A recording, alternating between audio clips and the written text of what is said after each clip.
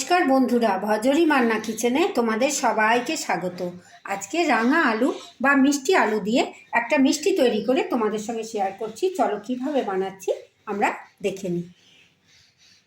আজকে রাঙা আলু বা মিষ্টি আলু দিয়ে একটা মিষ্টি তৈরি করছি। রাঙা আলুটাকে ছোট ছোট করে কেটে আমি ধুয়ে রেখেছি। রাঙা আলুগুলোকে আমি একটু প্রেসার কুকারে একটা সিটি দিয়ে নিয়েছি। খুব ভালো করে সেদ্ধ হয়ে গেছে। এরপর এই সেদ্ধ হয়ে যাওয়া রাঙা আলুটা আমি একটু ভালো করে স্ম্যাশ করে নিয়েছি। এর মধ্যে আমি কিছু উপকরণ দিচ্ছি। প্রথমেই আমি দিচ্ছি একটু চাল গুঁড়ো, 1 চামচ চাল গুঁড়ো দিয়ে দিলাম। আর দিয়ে দিচ্ছি একটু চিনি, ব্যালেন্সের জন্য অল্প একটু লবণ, একটু এলাচের গুঁড়ো।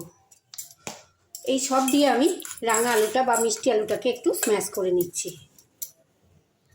এরপর এই রাঙা আলুর মণ্ডর মধ্যে আমি একটু কুচিয়ে রেখেছি কাজু কিশমিশ।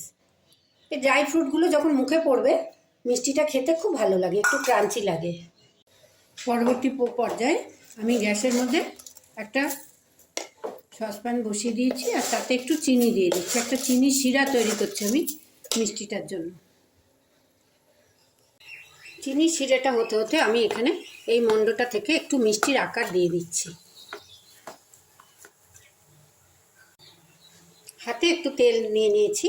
এবার আমি মিষ্টিটা থেকে এরকম করে একটু একটু করে নিয়ে এরকম করে মাঝখানটা একটু ফুটো করে দিচ্ছি।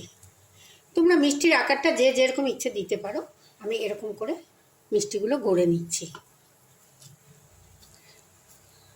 খুব সুস্বাদু হয় এই মিষ্টিটা খেতে। চটজলদি ঘরেই বানিয়ে নেওয়া যায়। এইভাবে আমি মিষ্টিগুলো একটা একটা করে গড়ে নিচ্ছি। অপর দিকে চিনির শিরাটা আমার ফুটে গেছে। মিষ্টিগুলো আমি ভেজে এই রসের মধ্যেই দেবো। এটাকে একটু ঠান্ডা হতে ছেড়ে দেবো। একটুখানি এলাচ গুঁড়ো দিয়ে দিলাম। তোমরা গোটা এলাচের দানাও দিতে পারো। মিষ্টির শিরাটা আমার তৈরি হয়ে গেছে। এখন বন্ধ করে একটু ঠান্ডা করে নিচ্ছি। আমি এইভাবে সমস্ত মিষ্টিগুলো ড্রাই ফ্রুট দিয়ে গড়ে নিয়েছি। তোমরা তোমাদের ইচ্ছে মতো শেপ দিতে পারো। এরপরে আমি গ্যাসের মধ্যে একটা কড়াই বসিয়েছি, তাতে একটু তেল দিয়ে দিয়েছি। তেলটা গরম হওয়া অবধি আমি অপেক্ষা করছি।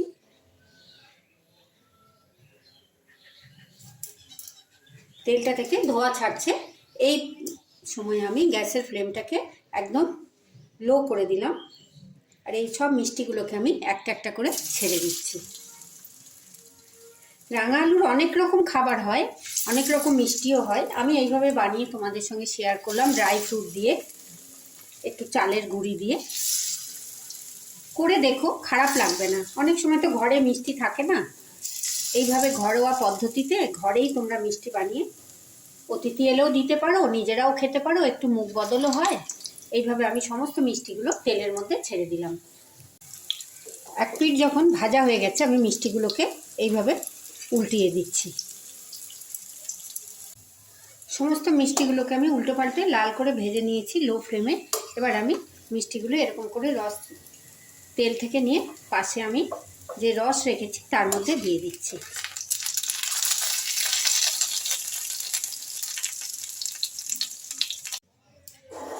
সমস্ত মিষ্টিগুলোকে আমি রসের মধ্যে দিয়ে দিলাম। রসটা একটু ঠান্ডা হয়ে গিয়েছিল। এইভাবে আমি ওপরে একটু রসও দিয়ে দিচ্ছি। একটা রসালো মিষ্টি ঘরে বানিয়ে তোমাদের সঙ্গে শেয়ার করলাম।